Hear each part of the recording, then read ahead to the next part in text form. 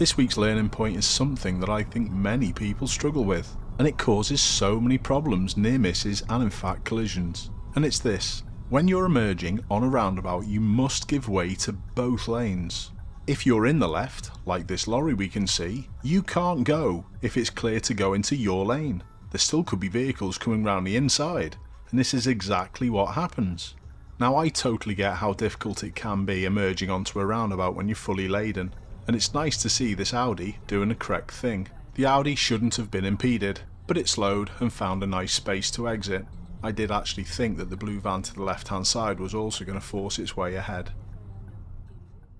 Now let's have a look at this from the perspective of being on the roundabout.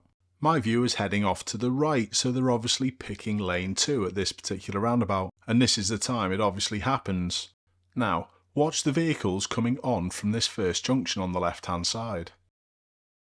This next one should be waiting, but they don't. It's actually not too bad here because my view is continuing further and that vehicle was taking the first exit, but it's not always going to be like that. Do you do this?